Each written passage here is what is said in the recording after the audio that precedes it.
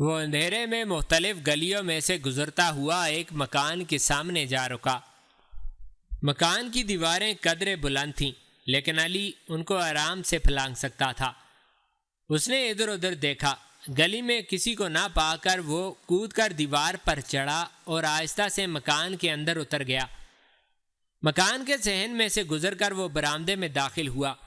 برآمدے میں کوئی نہیں تھا، البتہ برآمدے کے کونے میں موجود کمرے کے اندر روشنی تھی، وہاں سے باتوں کی مدھم آواز آ رہی تھی۔ احتیاط سے اس کمرے کی دیوار کے ساتھ لگ کر کھڑا ہو گیا۔ اندر کوئی کہہ رہا تھا، یہ بات ابھی صرف میں، تم یا پھر بکر جانتے ہیں۔ مجھے ڈر ہے کہ بکر کہیں دھوکہ نہ دے جائے۔ یہ کوئی اجنبی آواز تھی۔ نہیں، وہ ایسا نہیں کر سکتا ہے، اس کی کمزوریاں ہمارے ہاتھ میں ہیں۔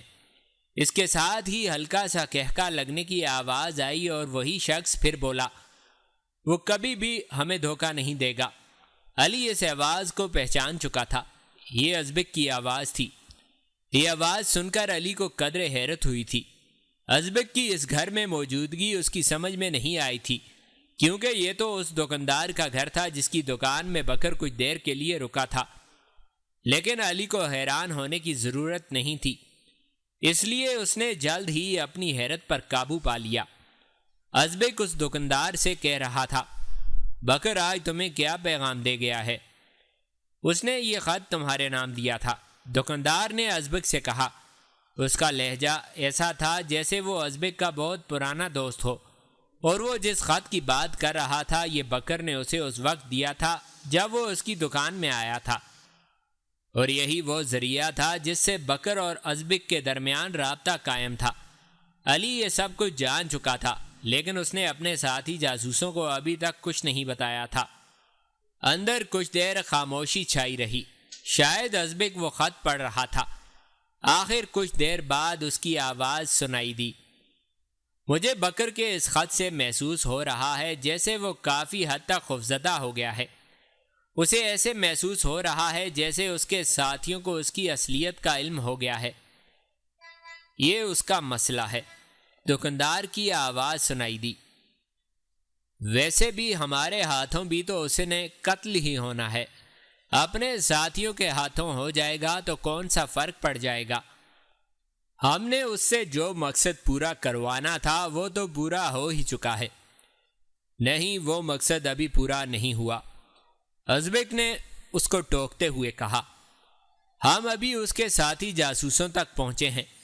قتیبہ کے جو جاسوس ان کی نگرانی پر مامور ہیں وہ ان لوگوں سے زیادہ خطرناک ہیں، ہمیں ان تک پہنچنا ہے۔ اگر بکر اپنے ساتھی جاسوسوں کے ہاتھوں قتل ہو جاتا ہے تو بہت برا ہوگا۔ اس کے بعد کمرے میں ایک طویل خاموشی چھا گئی۔ علی وہاں سے واپس آنا چاہتا تھا جب کمرے میں دوبارہ آواز گونجی۔ یہ ازبک کی آواز تھی، وہ کہہ رہا تھا، اب مجھے چلنا چاہیے۔ میرا محافظ دستہ میرے خالی کمرے کے باہر یہ سمجھ کر پہرا دے رہا ہوگا کہ میں اندر سو رہا ہوں۔ اس کے جواب میں دکاندار کی ہنسی سنائی دی، پھر ایسی آوازیں سنائی دیں جیسے کوئی جانے کی تیاری کر رہا ہو۔ علی کوئی موقع ضائع نہیں کرنا چاہتا تھا، وہ جو کچھ جاننا چاہتا تھا جان چکا تھا۔ چنانچہ اس نے ایک فیصلہ کیا اور فوراً کمرے میں داخل ہو گیا۔ اس کے ہاتھ میں ننگی تلوار تھی جو اس نے کمرے میں داخل ہوتے وقت نیام سے نکال لی تھی۔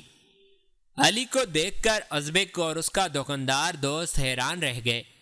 ابھی وہ سنبھلے ہی نہ تھے کہ علی نے ان پر حملہ کر دیا۔ وہ دونوں غیرت سے اپنے ہتھیار بھی نہ نکال سکے۔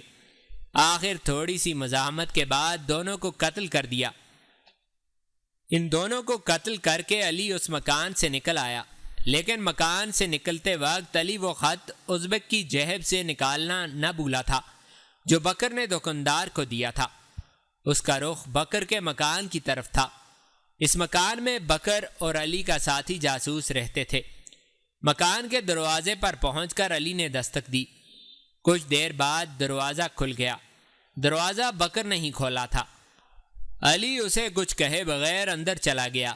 بکر دروازہ بند کر کے علی کے پیچھے پیچھے اندر آ گیا۔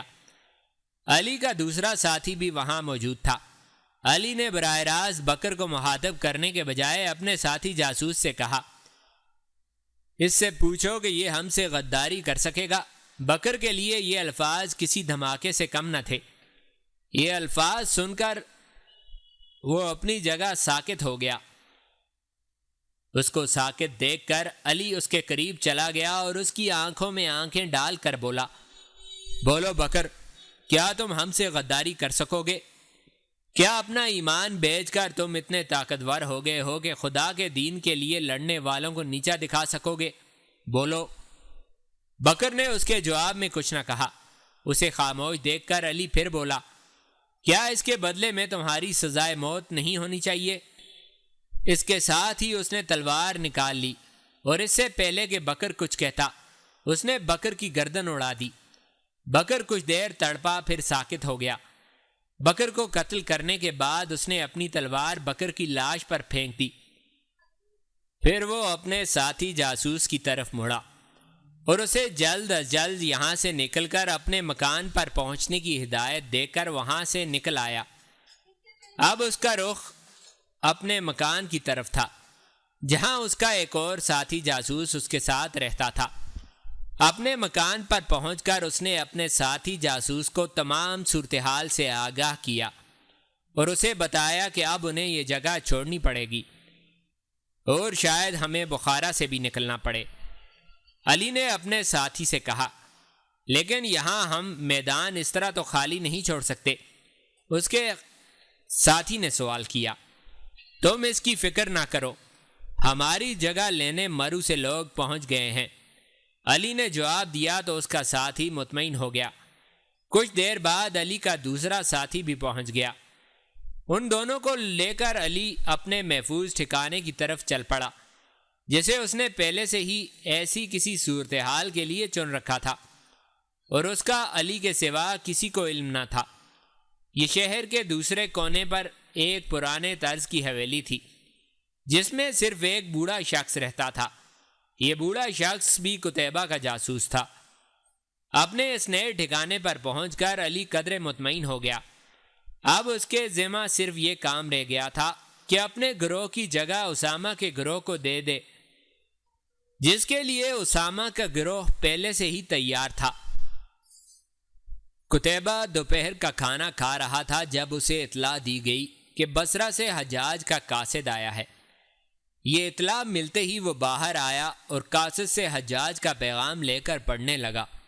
قتیبہ کے انداز سے بے چینی جھلک رہی تھی۔ اسے اتنا خیال بھی نہ رہا کہ قاصد کو مہمان خانے میں بھجوائے۔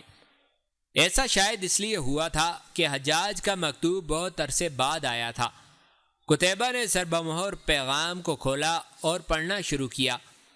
حجاج کا پیغام اس کی ضروری نصیحتوں سے شروع ہوا تھا۔ قتیبہ کے لیے خط کا اہم حصہ وہ تھا جس میں حجاج نے قتیبہ سے مدد مانگی تھی۔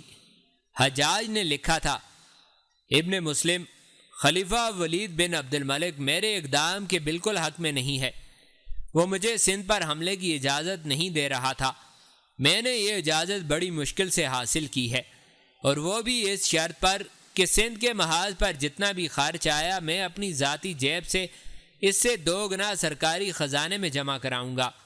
ابن مسلم، تو جانتا ہے کہ سندھ میں ہماری 2 افواج شکست کھا چکی ہیں۔ ان واقعات کے بعد تو خلیفہ میرے اقدامات کے حق میں نہیں اور سندھ پر تیسرے حملے کو اگرچہ اچھا نہیں سمجھے گا، لیکن مجھے اس کی پرواہ نہیں۔ اس مرتبہ میں پہلے سے کہیں زیادہ فوج سندھ کے دل میں اتار دینا چاہتا ہوں، جہاں کے ظالم راجہ کی سرپرستی میں ہمارے حامیوں، بیوہ خواتین اور یتیم بچوں کو اغوا کیا گیا ہے۔ اس مقصد کے لیے مجھے تمہارے دستوں میں سے چند لیکن تجربہ کار اور بہترین دستوں کی ضرورت ہے۔ جتنی جلدی ممکن ہو سکے یہ دستے تیار کر کے بصرہ روانہ کر دو۔ یہاں محمد بن قاسم جو کہ میرا بھتیجا ہے تمہارے دستوں کی راہ تک رہا ہے۔ تم محمد کو جانتے ہو اور اس کی صلاحیتوں سے واقف ہو۔ میرے نزدیک اس وقت اس سے بہتر کوئی نہیں جو سندھ کی مہم کو مکمل کر سکے۔ حجاج کا خط قتیبہ پڑھ کر سوچ میں پڑ گیا۔ اس کے پاس پہلے ہی فوج بہت کم تھی، جبکہ اس کے مقابلے میں اہل بخارا اور دیگر چھوٹی چھوٹی بادشاہیاں اگر متحد ہو جاتی تو ان کی مجموعی تعداد 5 لاکھ سے کسی طرح کم نہ بنتی۔ یہ تو قتیبہ کی اپنی قابلیت تھی کہ وہ دشمن پر اس طرح جھپٹتا تھا کہ اسے متحد ہونے کا موقع بھی نہیں ملتا تھا۔ اگرچہ قتیبہ حجاج کا پیغام پڑھ کر پریشان سا ہو گیا تھا، لیکن وہ حجاج کی درخواست کو رد نہیں کر سکتا تھا۔ چنانچہ اس نے فوراً چند دستوں کو تیاری کا حکم دے دیا۔ چند دنوں بعد یہ دستے مرو سے بصرہ کی طرف جا رہے تھے۔ ان کی مجموعی تعداد 2000 اور 5000 کے درمیان تھی۔ اگلے دن علی بیس بدل کر شہر میں گھومتا رہا۔ دراصل وہ شہر کی صورتحال کا جائزہ لینا چاہتا تھا۔ بخارا میں صبح ہی ازبک، اس کے دکاندار دوست اور بکر کے قتل کی خبریں گرم ہو گئی تھیں۔ لوگ اکٹھے 3 قتل کے بارے میں سن کر خوفزدہ ہو گئے تھے۔ عوام میں خوف کا تاثر پھیل گیا تھا، جبکہ حکومتی سطح پر اعلیٰ حکام اندر سے ہل کر رہ گئے تھے۔ انہیں یہ تو یقین تھا کہ یہ قدم صرف اور صرف قتیبہ کے ان جاسوسوں نے اٹھایا ہے جن کا انکشاف بکر نے کیا تھا، کیونکہ اس واقعے کے بعد سے وہ تمام جاسوس غائب ہو چکے تھے۔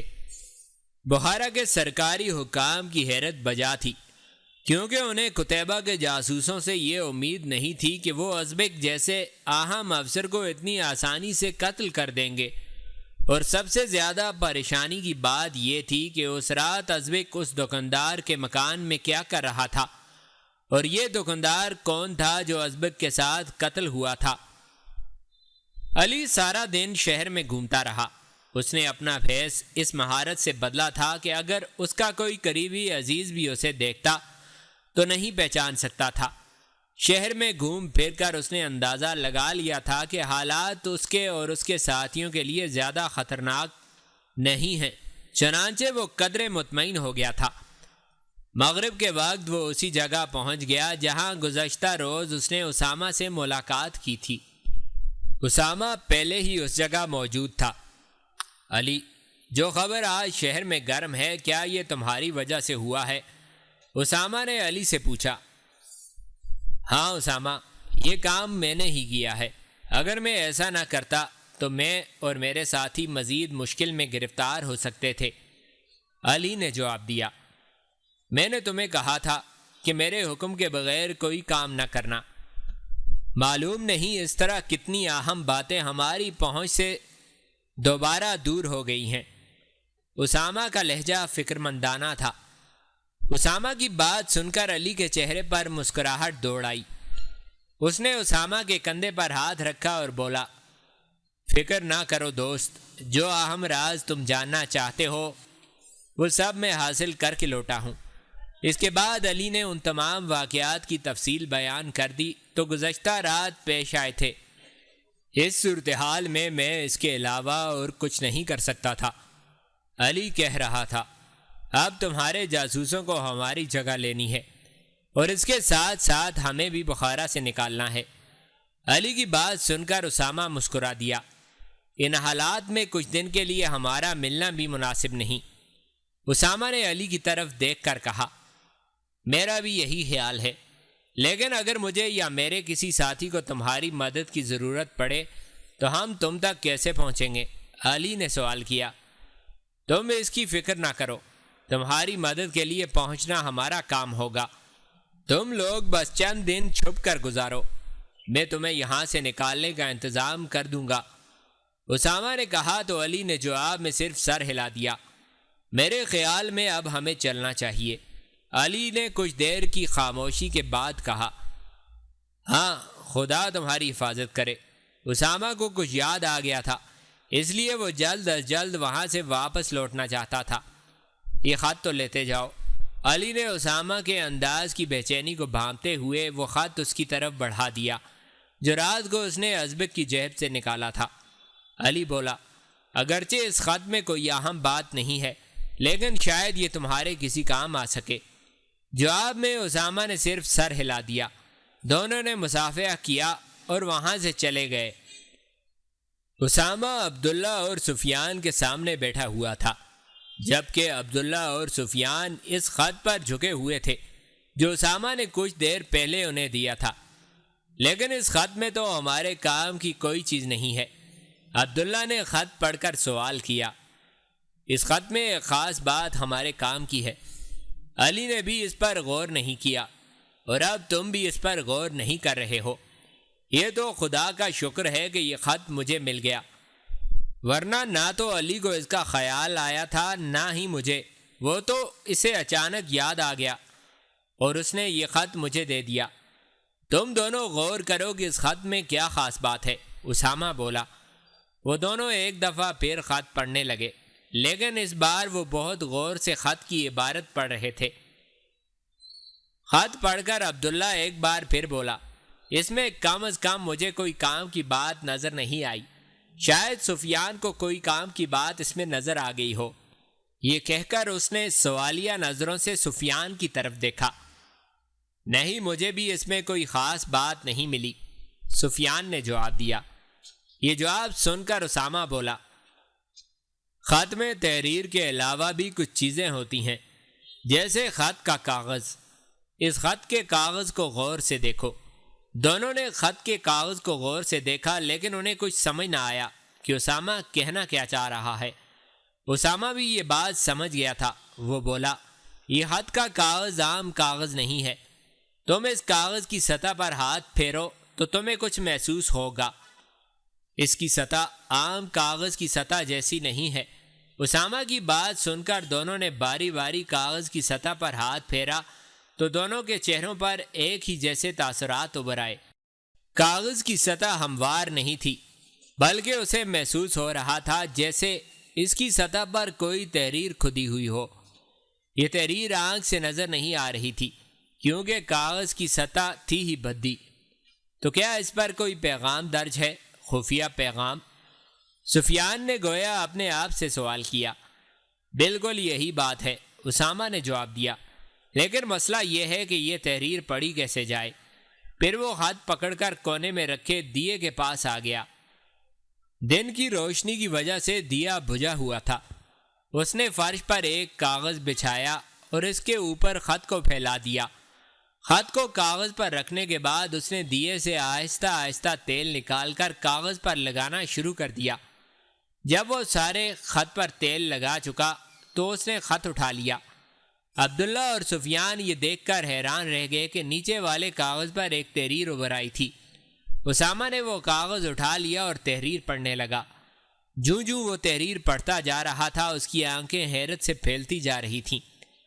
کاغذ پر ابھرنے والی تحریر انتہائی خفیہ اطلاعات کی حامل تھی جو بکر نے ازبک کو دی تھی۔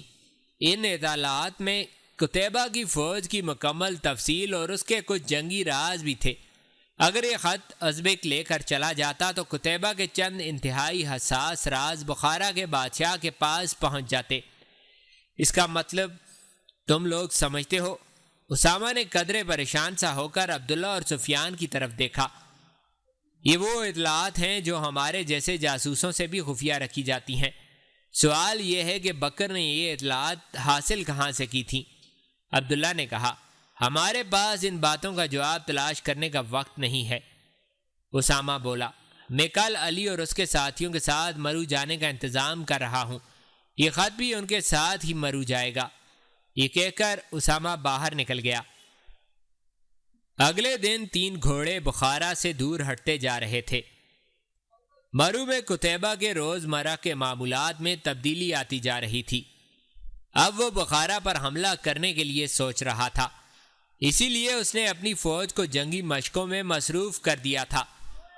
حجاج کو محمد بن قاسم کے لیے کچھ دستے روانہ کرنے کے بعد اگرچہ اس کی فوج کی تعداد قدرے کم ہو گئی تھی، لیکن وہ ان لوگوں میں سے نہیں تھا جو فوج کی کمی کو بہانہ بنا کر ہاتھ پر ہاتھ دھرے بیٹھے رہتے ہیں، بلکہ وہ تو ان لوگوں میں سے تھا جو فوج کی کمی کو جذبے اور عقل سے پورا کرتے تھے۔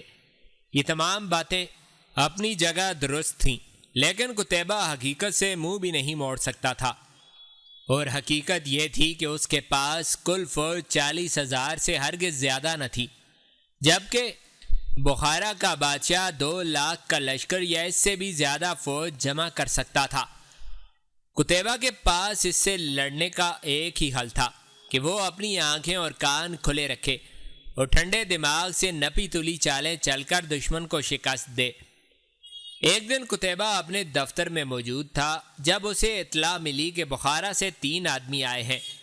یہ اطلاع سن کر قتیبہ نے انہیں اندر بلا لیا۔ ان تینوں کو دیکھ کر قتیبہ کے چہرے پر رونق آ گئی۔ یہ تینوں علی اور اس کے ساتھی تھے۔ ان میں بکر کو موجود نہ پا کر قتیبہ نے کچھ سمجھنے اور کچھ نہ سمجھنے کے سے انداز میں سوال کیا، بکر تمہارے ساتھ نہیں کہیں وہ؟ اس نے اپنا سوال ادھورا چھوڑ دیا۔ ہاں امیر خراسان، علی نے جواب دیا، بکر ہی تھا جو اپنے دین کا سودا کر چکا تھا اور اب وہ ابدی نیند سو رہا ہے۔ ایسے لوگوں کا یہی انجام ہوتا ہے۔ قتیبہ نے علی کی بات سن کر کہا، وہ آخرت میں تو ذلیل و رسوا ہوتے ہی ہیں، ان پر دنیا کی زندگی بھی تنگ کر دی جاتی ہے۔ ابن مسلم۔ علی نے قتیبہ سے کہا، ہم یہ تو نہیں جان سکے کہ بکر نے کون کون سے راز بخارا کی حکومت کو بتائے ہیں، لیکن ہم ایک اہم راز بخارا کی حکومت تک پہنچنے سے پہلے ہی بچا لائے ہیں۔ یہ کہہ کر علی نے خط کا عکس قتیبہ کی طرف بڑھا دیا۔ خط کا یہ عکس اسامہ نے علی کو بخارا سے چلتے ہوئے دیا تھا۔ قتیبہ جوں جوں خط پڑھتا جا رہا تھا اس کی آنکھیں حیرت سے کھلتی جا رہی تھیں۔ وہ سوچ بھی نہیں سکتا تھا کہ اس کا اتنا قابل اعتماد جاسوس اس حد تک دھوکہ دے سکتا ہے۔ خط پڑھ کر اس کے منہ سے الفاظ نہیں نکل رہے تھے۔ وہ علی کے چہرے کی طرف حیرت سے دیکھ رہا تھا۔ دریائے جیہون کے کنارے کنارے ایک نوجوان اپنا گھوڑا سر پر دوڑاتا جا رہا تھا۔ اس کے چہرے کے تاثرات اور اس کا بار بار مڑ کر پیچھے دیکھنا اس بات کا اظہار کر رہا تھا کہ کوئی اس کے تعاقب میں لگا ہوا ہے۔ اس کا رخ بدخشاں سے خوارزم کی طرف تھا۔ دریا کے کنارے کے پہاڑ برف سے ڈھکے ہوئے تھے۔ بحیرہ آرال کی طرف سے چلنے والی یخبستہ ہوائیں پہاڑوں پر دکھائی دیتے ہوئے برف سے ڈھکے چھپے درختوں سے ٹکرا ٹکرا کر سائیں سائیں کر رہی تھیں۔ اس کا لباس ٹاٹ کے اندر روئی بھر کر بنایا گیا تھا، جس پر اس نے زرہ پہن رکھی تھی، اور اس پر ایک بوسیدہ پوستین تھی جس پر کئی پیوند لگے ہوئے تھے۔ سر پر گرم اونی ٹوپی اور آہنی خود بھی پہن رکھا تھا، اور پشت پر تیروں سے بھرا ہوا ترکش تھا۔ اس کے پیچھے زین پر ایک شاہین بیٹھا تھا۔ گھوڑا اپنی تیز رفتار کے ساتھ جب کبھی کوئی خطرناک موڑ مڑتا تو شاہین تھوڑی دیر کے لیے اپنے پر پھڑپھڑاتا اور پھر سنبھل جاتا۔ فربار نام کی بستی کے پاس سے وہ اس شاہراہ کی طرف جا رہا تھا جو ایک طرف تو بخارا کی طرف جاتی ہوئی توادس اور کرمینیا سے ہوتی ہوئی سمرقند اور وہاں سے تاشقند کی طرف نکل جاتی ہے، اور دوسری طرف دریائے جیہون کا پل پار کر کے وہ عامل نام کی بستی کے پاس سے گزر کر مشہد اور ریح کی طرف چلی جاتی ہے۔ ابھی وہ بستی سے 2 میل دور تھا کہ ایک بار اس نے پھر مڑ کر پیچھے دیکھا۔ 3 سوار ایک موڑ موڑتے ہوئے دکھائی دیے۔ وہ بھی بڑی تیزی سے اس کا تعاقب کر رہے تھے۔ گھوڑے کو اس نے روک لیا اور ایک بڑی سی چٹان کے پیچھے کھڑا ہو گیا۔ اس نے کمان سنبھالی اور ترکش سے ایک تیر نکال کر چلے پر چڑھا لیا۔ اس کے چہرے پر بدلتے رنگ بتا رہے تھے کہ وہ کوئی اہم فیصلہ کر چکا ہے۔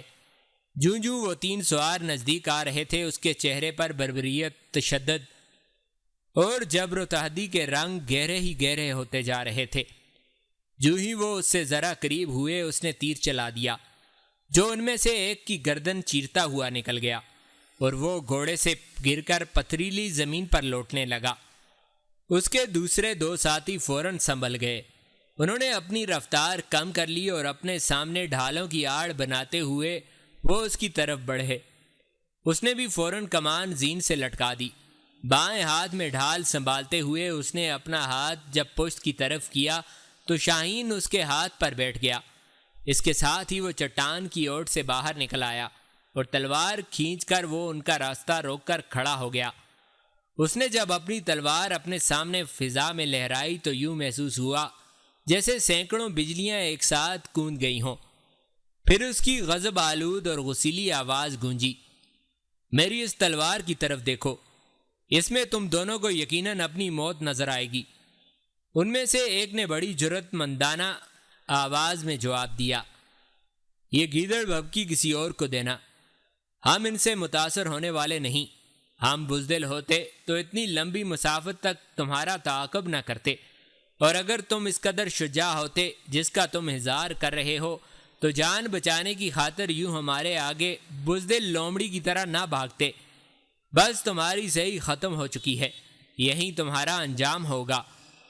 اس نے اپنے شاہین کی طرف اشارہ کیا، میں اگر چاہوں تو یہ شاہین یہیں کھڑے کھڑے تم دونوں کو ابدی نیند سلا سکتا ہے، مگر نہیں، میں تمہیں لڑنے کا موقع دوں گا۔ شاہین کو دوبارہ پیچھے بٹھاتے ہوئے وہ پہلے سے بھی کہیں زیادہ خونخواری سے بولا، یہ نہ سمجھنا میں تم تینوں سے ڈر کر بھاگا تھا، میں تمہارا دم ہم دیکھنا چاہتا تھا، سو وہ دیکھ چکا۔ اب اس کھلے میدان میں تم دونوں کو میں ایک ساتھ قوت آزمائی کی دعوت دیتا ہوں۔ وہ دونوں اس کے دائیں بائیں رخ کو بڑھے، وہ بھی بڑی گہری نگاہوں سے ان کا جائزہ لے رہا تھا۔ اس کی آنکھوں نے جھپکنا بند کر دیا تھا، اس کی گرفت تلوار اور ڈھال پر مضبوط ہو چکی تھی، اور حالات کا مقابلہ کرنے کے لیے پوری طرح تیار دکھائی دیتا تھا۔ وہ اپنا بدن سمیٹ چکا تھا اور گھوڑے کو مہمیز لگانے کے لیے مستعد تھا۔ دریائے جیہون کے کنارے سنگلاخ چٹانوں میں دو ریچھ ایک خونخوار چیتے پر حملہ آور ہونے لگے تھے۔ دو کرگس ایک شاہین پر جھپٹنا چاہ رہے تھے، دو ہاتھی دو مختلف سمتوں سے ایک شیر پر پل بڑھنا چاہتے تھے، مگر چیتا کبھی ریچھوں سے نہیں گھبرایا۔ شاہین کرگسوں کے مقابل آتے ہوئے خوفزدہ نہیں ہوتا، شیر ہاتھی جیسے جسیم جانور کے سامنے اپنی خو نہیں بدل سکتا۔ مہان وہ ان میں سے ایک پر جھپٹا اور اس قدر خونخواری سے حملہ کیا کہ اس کی تلوار مقابل کو چیرتی ہوئی گردن تک نیچے اتر گئی اور وہ خون میں نہا کر گھوڑے سے نیچے گر گیا۔ فوراً ہی پیچھے ہٹتے ہوئے اس نے اپنی تلوار لہرائی اور بڑی خوفناکی سے اپنے دشمن کی طرف دیکھتے ہوئے غرایا۔ تم اپنے ساتھی کا انجام دیکھ ہی چکے ہو، اس کے باوجود تمہیں اگر کوئی شک ہو تو آگے بڑھو، میں تمہیں پہلے وار کرنے کا موقع دیتا ہوں۔ اس کا گھوڑا بار بار زمین پر سم مارتے ہوئے ہنہنا رہا تھا، شاید وہ بھی حملہ آور ہونے کو بیتاب تھا۔ اس کا مد مقابل وہیں کھڑا رہا، شاید وہ اس کی قوت کا اندازہ لگا چکا تھا اور اپنے آپ کو خطرے میں نہ ڈالنا چاہتا تھا۔ اس نے وحشت انگیز اور غیر مانوس سا بلند قہقہ لگایا جس کی بازگشت دور دور تک سنائی دی۔ بھاگنے کی کوشش کی تو یاد رکھو تمہارا انجام تمہارے ساتھی سے بھی بدتر ہوگا، اور تم اپنی ہار تسلیم کر چکے ہو تو ایک شرط پر میں تمہیں چھوڑنے کو تیار ہوں۔ اس نے گھگھیائی ہوئی آواز میں کہا، میں ہر شرط پر تم سے صلح کرنے کو تیار ہوں، میں اپنی شکست تسلیم کرتا ہوں، اپنی تلوار نیام میں کر لو۔ اس نے فوراً تلوار نیام میں کر لی تو اس نے گھوڑے کو ایڑ لگائی اور اس کے قریب آ کر کھڑا ہوا۔ تھوڑی دیر تک اسے غور سے دیکھتا رہا، پھر سوالیہ نگاہوں سے پوچھا، مجھے جانتے ہو؟ اچھی طرح جانتا ہوں، تم بنو تمیم کے خینس بن یوسف ہو۔ تمہارا نام کیا ہے؟ شاہک۔ پارسی ہو؟ ہاں۔ اگر تم یہ بتا دو کہ مسلمانوں کے اس تجارتی قافلے کے آدمی کہاں ہیں جنہیں بازغیس کے حکمران تیرک کے آدمیوں نے لوٹ کر قید میں ڈال دیا ہے، تو میں تمہیں چھوڑ دوں گا۔ یہ بھی ذہن میں رکھنا کہ اگر تم مجھے غلط اطلاع دے کر چلے گئے تو میں انتقام لینے کی خاطر دنیا کے آخری کونے تک بھی تمہارا سائے کی طرح تعاقب کروں گا۔ شائق نے بلا جھجک کہا، ان میں سے کچھ تو قتل کر دیے گئے تھے۔ خینس اداس ہو گیا، اتنا میں بھی جانتا ہوں، میں پوچھتا ہوں جو زندہ ہیں وہ کہاں ہیں؟ میں نے انہیں دیکھا تو نہیں، پر سنا ہے کہ وہ شومان شہر میں قید ہیں اور وہاں کا حاکم بڑی سختی سے ان کی دیکھ بھال کرتا ہے۔ اس کے علاوہ انہیں یہ بھی پتہ چل گیا ہے کہ تمہارے قبیلے کے کچھ جوان بڑی سرگرمی سے ان قیدیوں کی تلاش میں ہیں، لہذا حاکم شومان نے کچھ کرائے کے قاتل مقرر کر دیے ہیں اور انہیں تاکید کر دی ہے کہ بنو تمیم کے ہر اس شخص کو قتل کر دیا جائے جو ان قیدیوں کی تلاش میں نکلا ہو۔ کرائے کے قاتلوں کو بنی تمیم کے جن جوانوں کو قتل کرنے کی فہرست مہیا کی گئی ہے، ان میں تمہارا نام سر فہرست ہے۔ اس کے بعد تمہارے بڑے بھائی حرب بن یوسف کا نام آتا ہے۔ انہیں سب سے زیادہ خوف اور خطرہ تم سے ہے، اور وہ لوگ تمہیں بھیڑیا کہہ کر پکارتے ہیں۔